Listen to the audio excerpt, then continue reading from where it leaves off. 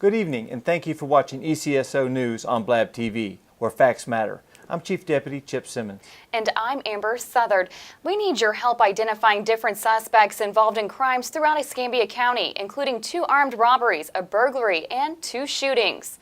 On June 15th, around 11 p.m., this armed suspect entered the K&J Market at 2200 block of North W Street, wearing a dark-colored hood, sweatshirt, dark sunglasses, and a white bandana covering his face. The suspect took cash from the register and left the store on foot. He is wanted for armed robbery and is believed to be involved in several other robberies in the area. Just after 10 p.m. on June 20th, deputies responded to a shots fired call near Trenton Drive and Edison Drive. Once on scene, they discovered Jaquan Berry, deceased from multiple gunshot wounds. On May 23rd, this suspect committed a residential burglary at the 1500 block of North 72nd Avenue. On June 18th, around 10 p.m., ECSO deputies responded to a shots fired call at Nation's Market convenience store on Patricia Drive. 2 armed suspects entered the store. During the robbery, 2 shots were fired. 1 bullet ricocheted, injuring the clerk. The first suspect is a black male approximately 6 foot 3 inches tall, around 170 pounds, slim build, wearing a long sleeve shirt with shorts, a beanie, and a face mask.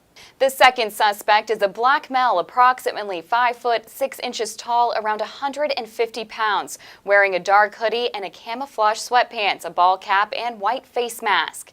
The suspects reportedly left on foot. The clerk received treatment from EMS and was released on site. The suspects are wanted for armed robbery, aggravated battery, grand theft, and criminal mischief. They are also believed to be involved in several other robberies in the area. On June 19th, around 10 p.m., ECSO deputies responded to a shots fired call at the 500 block of Irene Lane. An unidentified suspect knocked on the door of the residence. An adult male answered the door, asking who was there.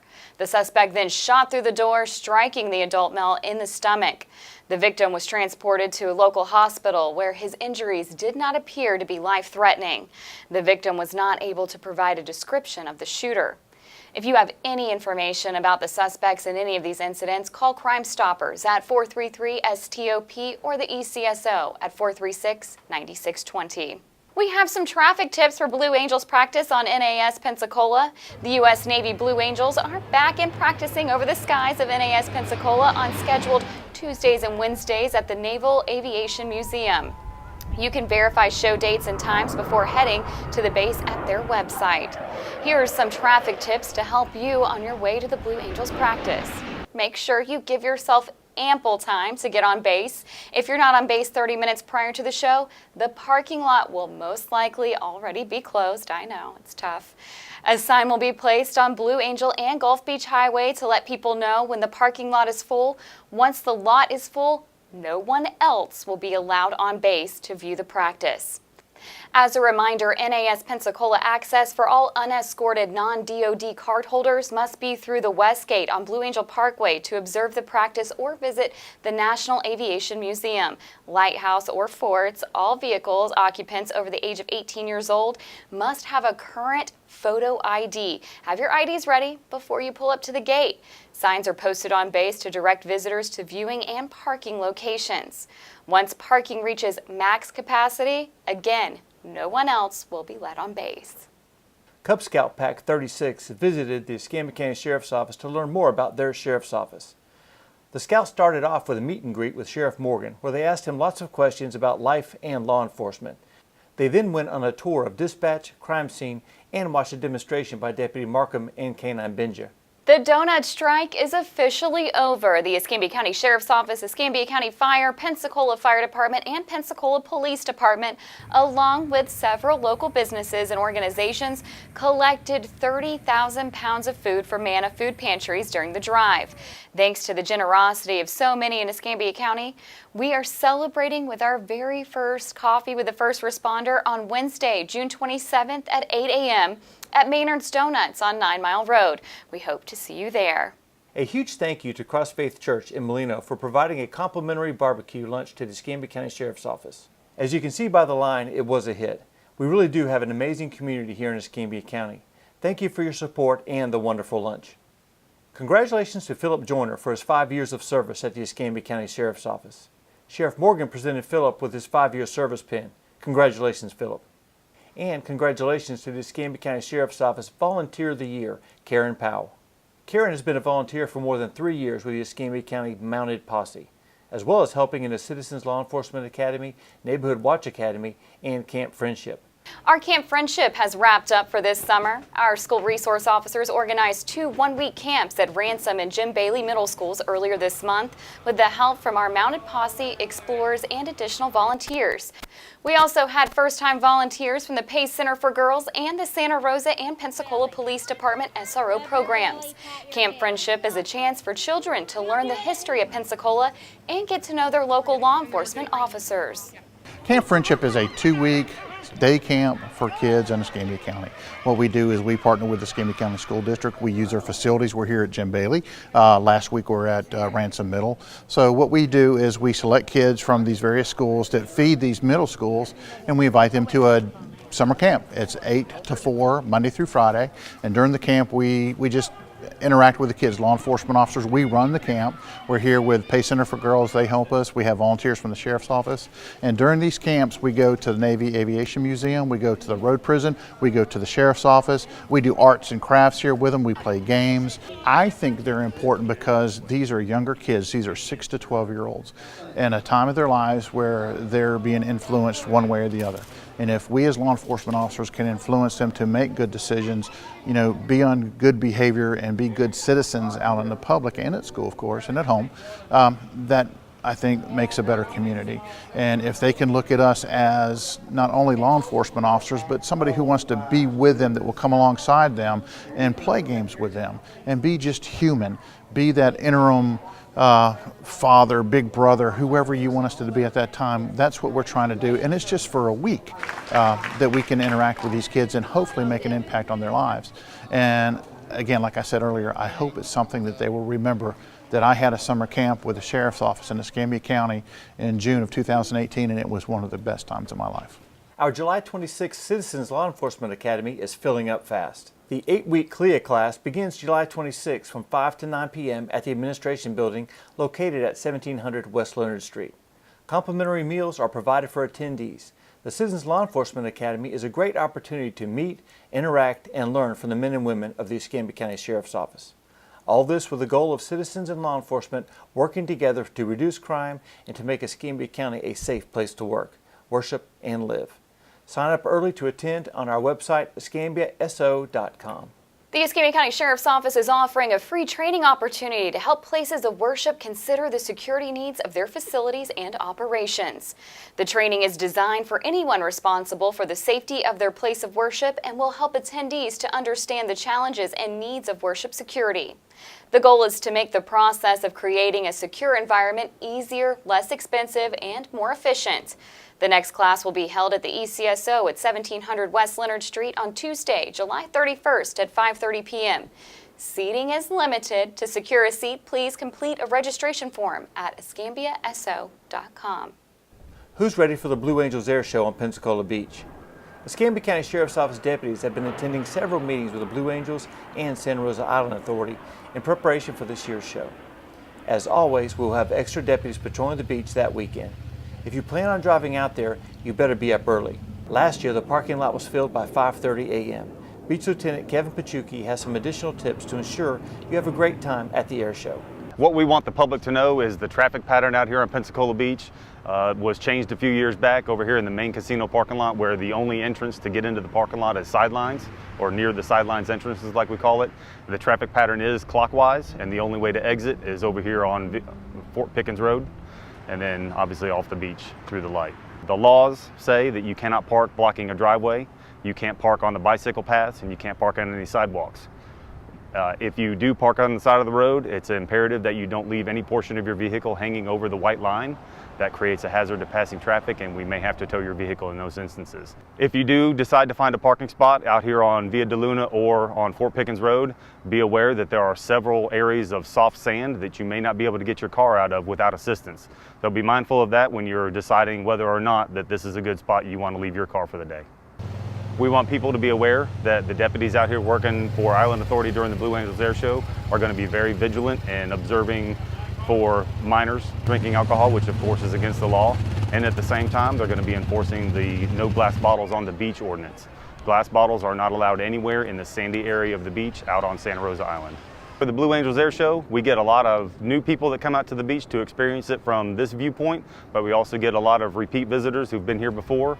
But the main thing to understand and what we want to get across to people is to bring a lot of patience. It's going to be a long, hot day, especially the earlier you get here, and the longer you're here, the more you're going to want to hydrate yourself. So bring your water bottles, bring enough for everybody that's in your party. Bring enough sunscreen for everybody, keep them protected because the sun is very, very bright out here, reflects off the water, it increases the probability of a sunburn quicker. We also want people to be aware of the crosswalks out here on Pensacola Beach. There are several in which to use. If you're finding yourself wanting to cut in and out of traffic and not using the crosswalks, you're putting yourself in danger. There's going to be numerous people out there ready to assist you, stop traffic in order to get the mass of people through the crosswalk safely. The people that are going to be utilizing the ferry system would probably be affected the most because of where they're getting dropped off on the Quietwater Pier, and then they'll have to walk across Pensacola Beach Boulevard in order to enjoy the show out here on the sand side. Of course, we want people to come out here, have a good time, and enjoy the beach as is meant. But remember, the BOCC has just let the open container ordinance sunset. However, there is an ordinance still on the books that says you are not allowed to hang out in the parking lot and drink alcohol. Hanging out could be defined to most people as tailgating. You can pass from one area to another through the parking lot, from your car to the beach and back, and still have an open container of alcohol. You just can't stop anywhere and enjoy it in a manner that looks as though you're tailgating. We also want people to be mindful about leaving valuables in their vehicles, especially out in the open. Although there's going to be an increased presence of law enforcement out on the beach, we can't watch every car that's out here. So it is imperative that you leave your valuables in the trunk is a good place to lock them, out of sight, out of mind. For the boaters and the people who expect to spend the day on the boat watching the air show, we want them to be aware of the new channel markers that are off of Quietwater Pier to assist the ferry in directing it on board. So please don't park inside those channel markers. They are brand new. A lot of people are not aware of them. Also, on the Little Sabine side, a lot of people like to hang out there in those shallow waters. What they don't realize though is in order from get to the shallow waters back to shore to go get some drinks or food or whatever for lunch, they're actually swimming and or slowly boating across that channel where passing traffic needs to get in and out of Little Sabine. Although the Blue Angels is a big event, and especially for Pensacola Beach where we get a lot of influx of people coming out here, none of the parking limitations have been lifted. So all the parking rules and laws are in effect, and it's imperative that you don't park in front of a driveway, you don't park on any sidewalks or any bicycle paths, and that you don't leave any portion of your vehicle hanging over the white line if you do find a good parking spot on the side of the road. We may have to tow it for safety reasons. It creates a hazard to passing traffic, and we don't want other people to be affected by a bad decision that you made. For the parents of fur babies and regular children alike, we want people to be aware that the pets are not allowed anywhere on the beach except for the dog parks, which are located down near Park East and down near Park West. Those are the only two locations on the beach that an animal is allowed in the sand. The children, we want people to be aware if you're bringing your young ones with you to enjoy the air show, that you keep a watchful eye on them. We've had numerous incidents in previous years where children come up missing or the parent comes up missing without their child. So just be mindful of that, keep a hold of your kids.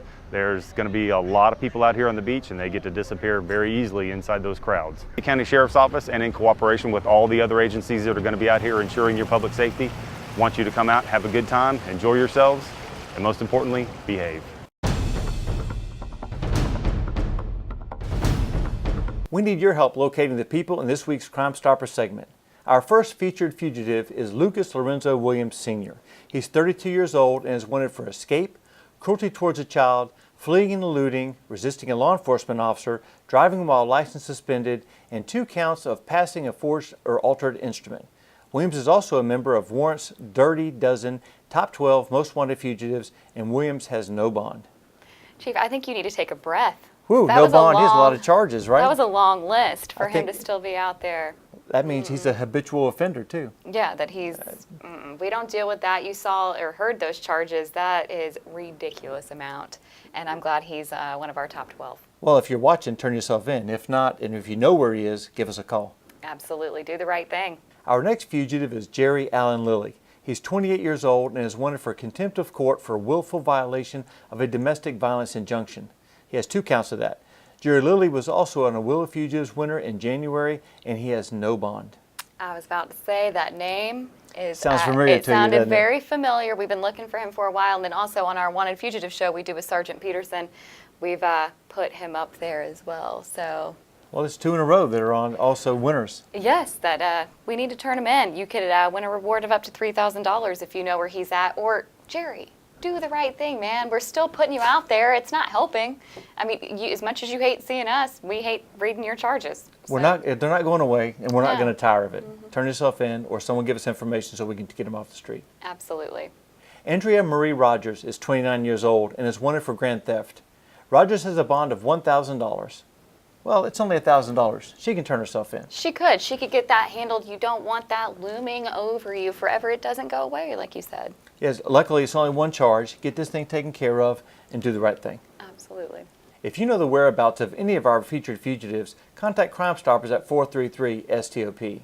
All tips are 100% anonymous. If your tip leads to a fugitive's arrest, you could be eligible for a cash reward of up to $3,000. Hey everybody, it's Warrant Wednesday here at the Escambia County Sheriff's Office, and it's time for Time to spin the wheel.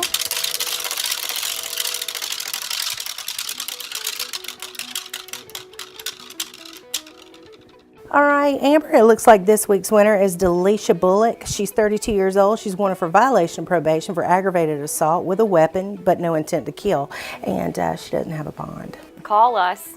Get the trained professionals That's out there right. to grab her if you see her. But Delisha, you can still do the right thing and don't have to worry about people calling us if you turn yourself in, because now you're going to be all over our social media and billboards. Melanie, if she doesn't do that, how can the people at home help her out? Folks, if you know where Delisha's at, call Crime Stoppers at 433-STOP. Give us her location, and once she's arrested off the information provided by you, you could be eligible to earn a reward of up to $3,000. It's like Amber and I always say, crime doesn't pay, but we do.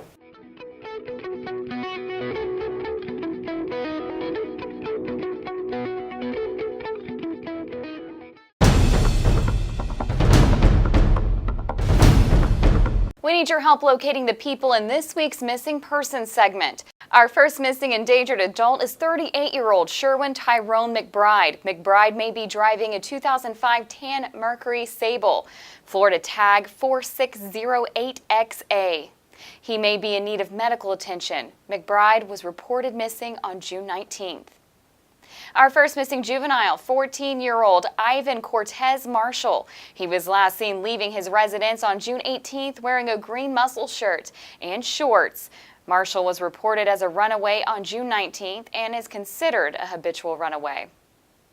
And we continue to highlight 17-year-old Stormy Lynn Brown. She was last seen wearing a dark blue jacket, jean shorts, and flip-flops. Brown was reported missing on April 4th. Our last missing juvenile is 16-year-old Alexis Dacia Miles. A clothing description could not be provided. Miles was reported as a runaway on June 20th. Miles is a habitual runaway. If you have any information on any of these missing people, contact the ECSO at 436-9620.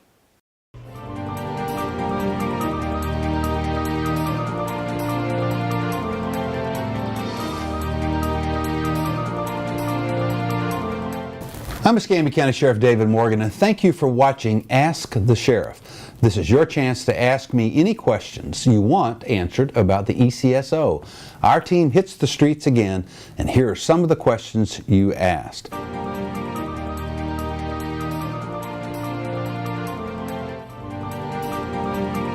Samantha is very concerned about the lack of use of child restraining devices. Well, Samantha, we share your concern in that because that's a safety issue, and especially with children, which are placed in our care. Unfortunately, Samantha, you taking photos or kind of doing a little bit of citizen policing, if you will, is not enough. We can't use that. It has to be something that the officer observes. However, if you observe this and you can give us a call, meaning that the the white Tahoe, has a child in the front seat that's unrestrained. I just saw them at the, the local bank or whatever. Samantha, if you observe a vehicle with a child in it unrestrained, again, you can take all the photos that you would like. Unfortunately, we can't use those. We have to personally observe that. So if you would, call 436-9620. That's Central Dispatch. It's a non-emergency. Again, identify the vehicle for us and your current location, and we will attempt to get an officer out there. As you can imagine, Samantha, again, because last year we responded to over 247,000 calls for service.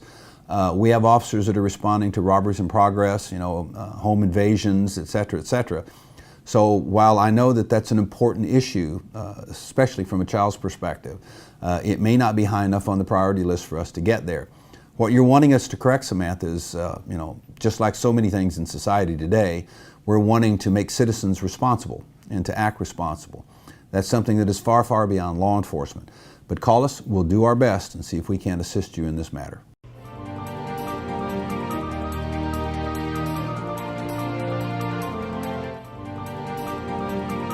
Tracy asked a question, and it's kind of tied into some other citizens' requests about how the deputies utilize their agency-issued vehicle. Basically, again, if you're a sworn law enforcement officer, either in patrol or in investigations, you're assigned a vehicle, which obviously the vehicle is assigned primarily for your use for duty. We authorize their use of that vehicle and their uniforms, by the way, when they're engaged in off-duty employment. We have contracts with certain businesses around town where they can call and request, an off-duty deputy, and then they pay the deputy's salary for that time. Now, when a deputy takes that position, it all goes through a central scheduling office. And by the way, this is all approved by Florida statute. This is not just something that we do here locally. Part of the money that the officers pay, $3, goes back to the agency, and that's to cover, the gas, insurance, etc., for the car. Also, when a deputy is on an off-duty status employment job, meaning they're not physically on duty with the sheriff's office, they're required to answer any officer needs assistance call. And the owners of the businesses that they're employed at understand that the deputy may in fact have to leave that business if an officer assistance calls. So we kind of, that's a force multiplier, if you will, that when you're on duty and you call for assistance, let's say there's someone at one of the local grocery stores who's hired deputies to work off-duty security there. If you need assistance and you call, that deputy has to leave that off-duty location and respond to your officer needs assistance call. So, that's one of the very upsides to those sorts of things. And the county is reimbursed, again, for the use of the vehicle, gas, etc. The question about, the vehicle for personal use, the primary reason, or the primary answer to that question in the bottom line is, vehicles cannot be used, with rare exception, for your own personal use, meaning you can't go to the grocery store, you can't take the kids to soccer, you can't take the kids to school, etc. It's not your personal use vehicle. It has to be in some way tied to, your duty performance. Now, we offer a little bit of latitude in that. Why? Because again, we like for officers to have officer presence throughout the community. So if an officer's on the way home and they want to, stop at the local Tom Thumb or Circle K and grab a cup of coffee on the way home while they're still in uniform, that too is a force multiplier, meaning that there are deputies all over the county. So, we take a little bit of latitude, if you will, in that. But for the vehicle to be used as personal use, that is not approved.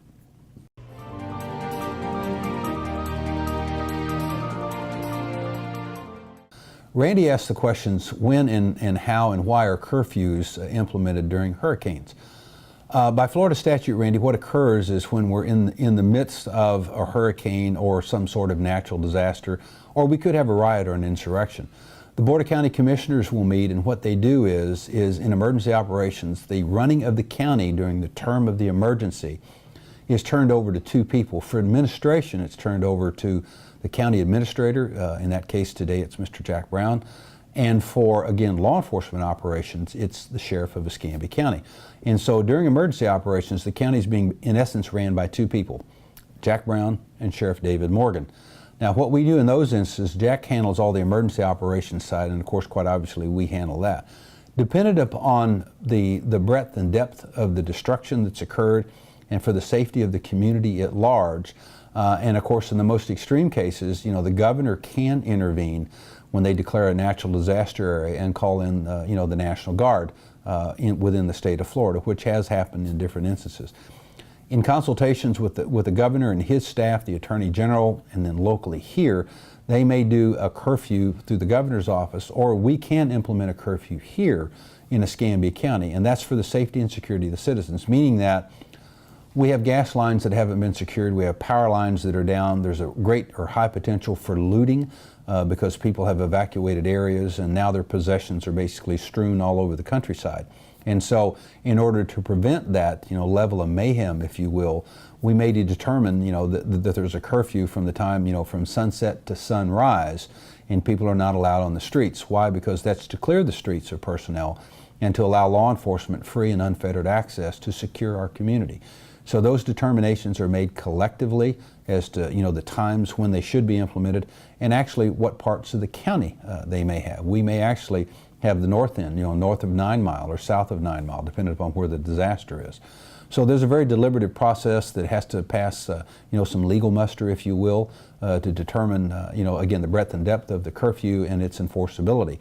Why? Because, we always, forecast and look to the future for potential lawsuits, because no matter how well-intentioned we are and how well we perform our duties, we'll be sued by somebody. And so I can tell you that curfews, go through a winding process, but when they're implemented, it's for the safety and security of our community.